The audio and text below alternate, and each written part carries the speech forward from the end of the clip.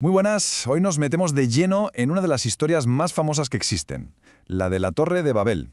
Pero ojo, no nos vamos a quedar solo con el cuento de siempre, vamos a ir mucho más allá, porque esta historia, es en realidad un espejo de nosotros mismos. Habla de nuestra ambición, de nuestros proyectos más locos y sí, también de nuestros fracasos más sonados.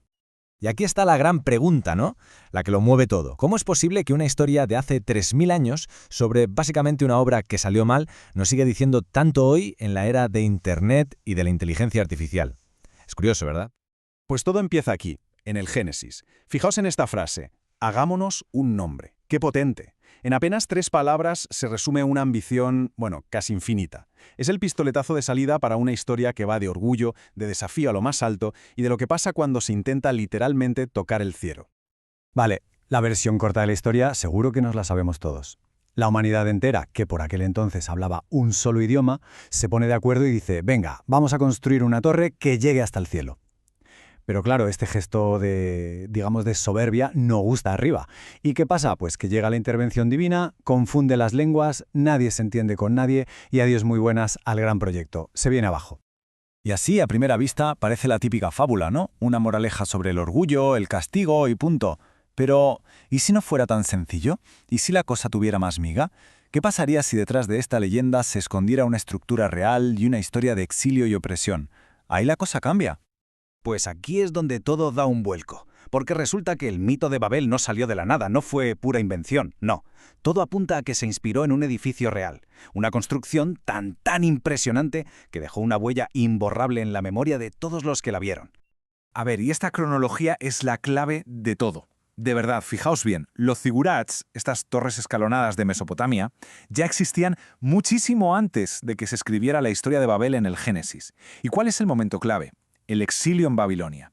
Es ahí, en el 587 antes de nuestra era, cuando las élites de Judea, llevadas allí como prisioneros, se dan de bruces con una de estas torres gigantescas. Y claro, se quedan alucinados. Esa torre tenía un nombre, Etemenanki, un nombre que ya lo dice todo. Significa algo así como el templo donde se unen el cielo y la tierra. O sea, nada que ver con un proyecto de orgullo humano. Al contrario, era un lugar sagrado, un punto de conexión entre los dioses y la gente. El mismísimo corazón del todopoderoso imperio babilónico. Y aquí es donde se ve clarísimo el choque de trenes.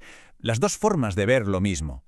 Para los que la construyeron, para los babilonios, el Etemenanki era el orden, el centro del universo. Pero claro, para los exiliados hebreos, para los prisioneros, esa misma torre era el símbolo puro de la prepotencia de sus enemigos. El mismo edificio, pero dos interpretaciones totalmente opuestas. Y todo por la experiencia del exilio.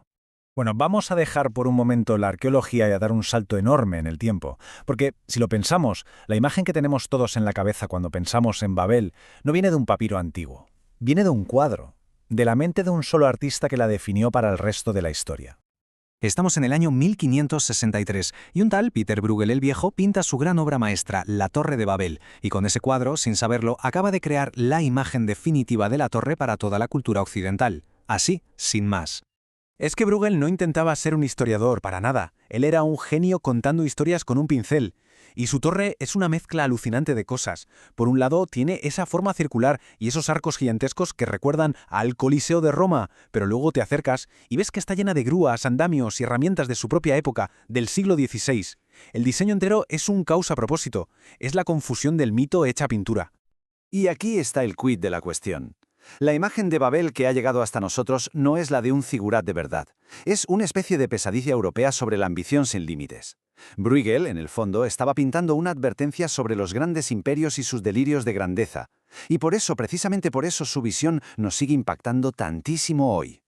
Bien, una vez que el mito ya tenía una historia de fondo y sobre todo una imagen tan potente como la de Bruegel, pues echó a volar, cobró vida propia y se convirtió en un símbolo súper versátil que se ha usado para explicar un montón de ideas diferentes a lo largo de los siglos. Pensemos, por ejemplo, en Dante. Para él, la historia de Babel explicaba el origen de todo el lío de los idiomas. La caída de la torre no fue solo la caída de un edificio, fue la ruptura de un lenguaje común, lo que fracturó a la humanidad en 1000 idiomas distintos, incapaces de entenderse. Luego, si damos un salto hasta el Apocalipsis, el símbolo cambia, evoluciona. Babilonia ya no es una torre que se cae, ahora es una ciudad entera, una especie de mega imperio que representa la corrupción, el poder absoluto, la decadencia, vamos, una crítica con todas las letras al imperio romano de la época. Pero ojo, que no todas las visiones eran negativas. De hecho, en el siglo XVII, un erudito llamado Athanasius Kircher le da una vuelta de tuerca increíble. Para Kircher, la torre no era un pecado. Al contrario, era un proyecto casi divino, una especie de enciclopedia gigante, de biblioteca universal para guardar todo el conocimiento, toda la ciencia de la humanidad.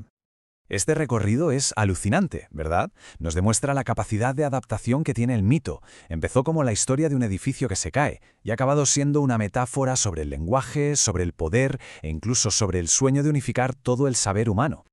Y todo esto, claro, nos trae de vuelta al principio, a la pregunta del millón. Con toda esta historia, con tantas capas de significado, ¿por qué demonios nos sigue atrapando tanto la historia de Babel? Pues la respuesta podría estar en que Babel toca una fibra muy, muy profunda.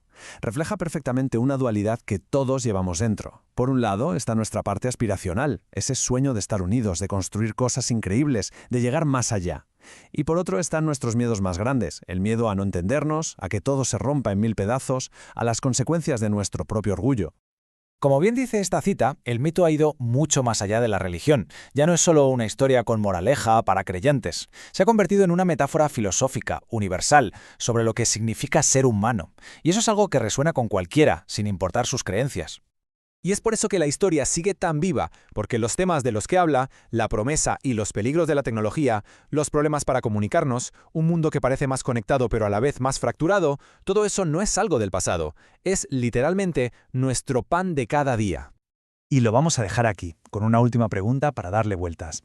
Ahora, en plena era de Internet, de la inteligencia artificial, de herramientas que nos prometen una conexión global total, ¿estamos por fin dejando atrás el mito de Babel? ¿O en realidad solo estamos construyendo una nueva torre, una versión digital, más alta, más compleja, pero quizá con el mismo final escrito? Ahí queda eso.